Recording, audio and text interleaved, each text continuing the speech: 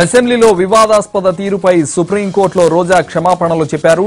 క్షమాపణ పత్రాన్ని ఏపీ ప్రభుత్వ లాయర్కు అందజేశారు. ఆంధ్రప్రదేశ్ అసెంబ్లీ నుంచి సస్పెండ్ చేసిన విషయంపై దాఖలైన పిటిషన్ను సుప్రీంకోర్టు విచారించింది. ఈ కేసు వ్యవహారం హైకోర్టులో ఇంకా పెండింగ్లోనే ఉందని, అందుకే తాము జోక్యం చేసుకోలేమని స్పష్టం చేసింది సుప్రీంకోర్టు. హైకోర్టులోనే ఈ కేసు అంశాన్ని తేల్చుకోవాలని రోజా తరపు న్యాయవాదులకు సూచించింది. అయితే ఇప్పటికే రోజా క్షమాపణ చెప్పారని, లేఖ కూడా పంపారంటూ ఆమె తరపు న్యాయవాదులు సుప్రీంకు స్పష్టం చేశారు. కానీ రాష్ట్ర ప్రభుత్వానికి ఆమె లేఖ అందలేదని ప్రభుత్వ న్యాయవాదులు చెప్పారు. దీంతో కోర్టు సూచనతో రాష్ట్ర ప్రభుత్వానికి రోజా క్షమాపణ పత్రాన్ని అందించారు.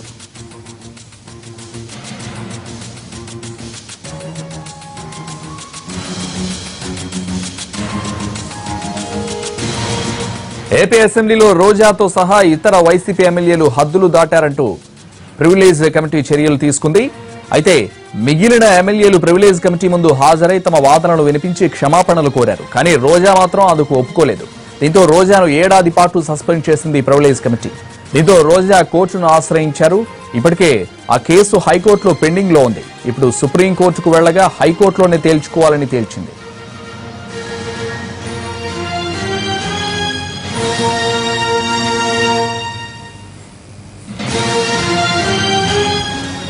వైసీపీ ఎమ్మెల్యే రోజాపై ఏడాది మార్చిలో సస్పెన్షన్ వేటు పడింది. అమరావతిలో జరిగిన తొలి అసెంబ్లీ సమావేశంలోనే టీడీపీకి చెందిన మహిళా నేత అనితను దూషించారు రోజా.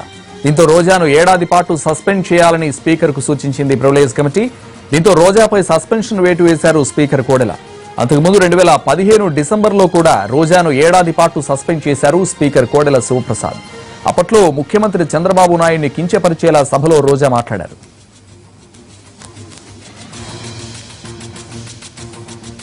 ఇదే అంశానికి సంబంధించి మరింత సమాచారం మా ప్రతినిధి సుధీర్, సుప్రీంకోర్టు రోజా కేసుపై ఏం చెప్పింది?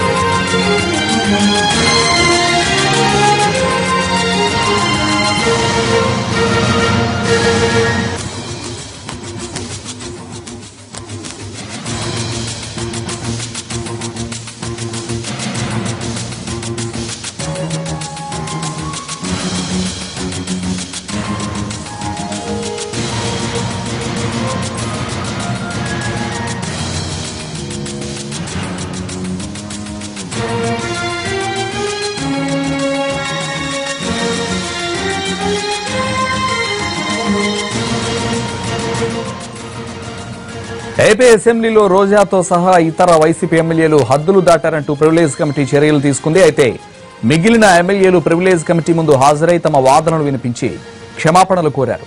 కానీ రోజా మాత్రం అందుకు ఒప్పుకోలేదు. దీంతో రోజాను ఏడాది పాటు సస్పెండ్ చేసింది ప్రివిలేజ్ కమిటీ. దీంతో రోజా కోర్టును ఆశ్రయించారు. ఇప్పటికే ఆ కేసు హైకోర్టులో పెండింగ్ లో ఉంది. ఇప్పుడు సుప్రీంకోర్టుకు వెళ్లగా హైకోర్టులోనే తేల్చుకోవాలని చెప్పింది సుప్రీంకోర్టు.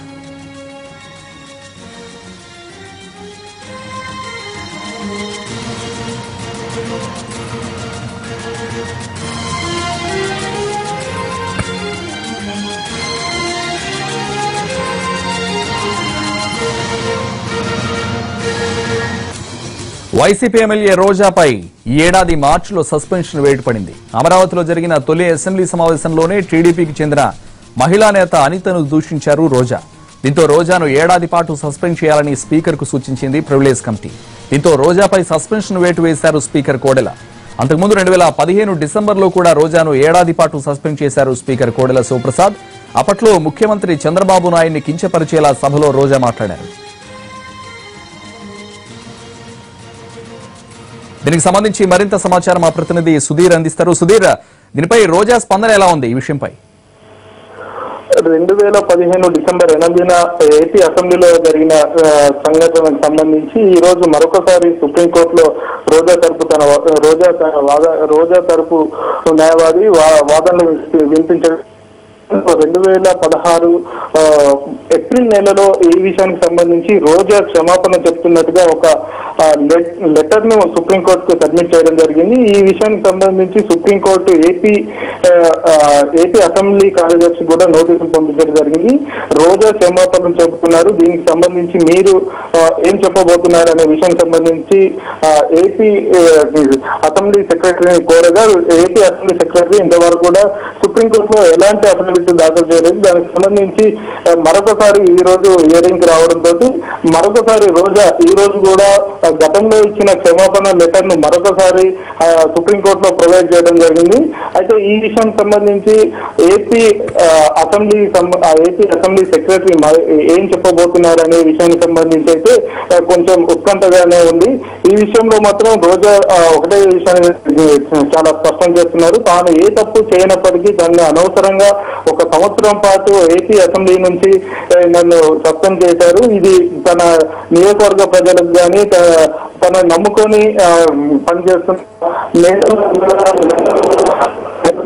మారింది. తనను పార్టీలో తాను ఉన్నత స్థానంలో ఉండడాన్ని జీర్ణించుకోలేకనే అధికార పార్టీ నేతలు తనపై తప్పుడు ప్రచారం చేస్తున్నారు. ఏది ఏమైనా జరిగిన సంఘటనకు సంబంధించి తాను లిఖితపూర్వకంగా క్షమాపణ లేఖను సుప్రీంకోర్టులో సబ్మిట్ చేశానని చెప్పేసి లేఖకు సంబంధించి వివరాలను కూడా ఆమె సుప్రీంకోర్టులో సబ్మిట్ చేసినట్టుగా చెప్తున్నారు. సంతోష్. Thank you Sudheer.